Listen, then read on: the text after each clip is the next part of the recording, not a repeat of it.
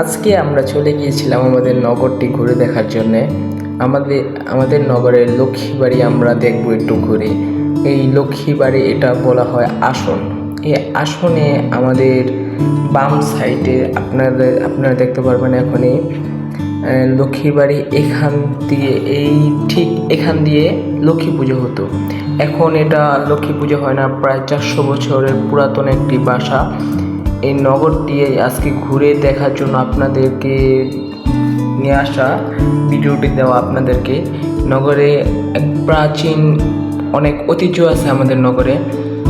আমরা এখন যাচ্ছি পিছন দিকটি, ঠিক লক্ষ্মীবাড়ির পিছনে। আমরা এই বাসায় ছিলাম প্রায় 90 বছর। পিছন দিক দিয়ে আপনারা দেখতে পাচ্ছেন বট গাছ, কি একবার প্রাচীন। আমরা এখন যাব ছাদের উপরে। ছাদের উপরে দেখুন আমাদের প্রাচীন যে ঐতিহ্য, এটা তাই প্রমাণ।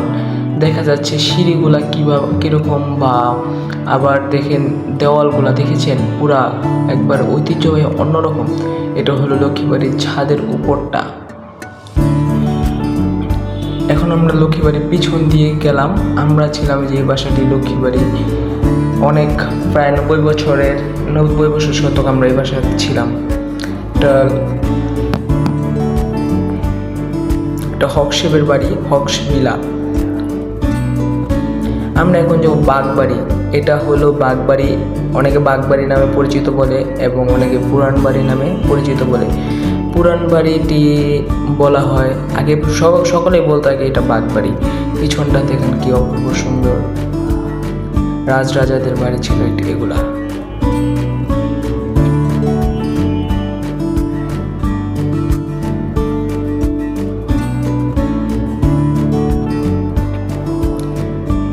এখন আমরা এই বাসাটির থেকে বেরিয়ে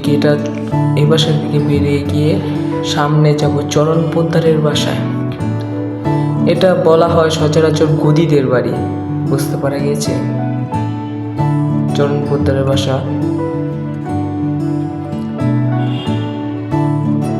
প্রাচীন ঐতিহ্যবাহী, বলা যায় প্রাচীন ঐতিহ্য। এখানে হাঁটার পরে মনে হয় একবার 400 বছর পুরাতন। এটা হলো বড় বাড়ি। এটা পিছনে বিল্ডিংটাও সুন্দর অনেক। এবং বড় বাড়িতে আমরা এখন যাচ্ছি। এবং বড় বাড়িতে আমরা পিছনে ক্রিকেট খেলতাম, ফুটবল খেলতাম। এই জায়গাটিতে আমরা ফুটবল ক্রিকেট খেলতাম, আবার এখানে গোসল করতাম সবাই মিলে বন্ধুরা।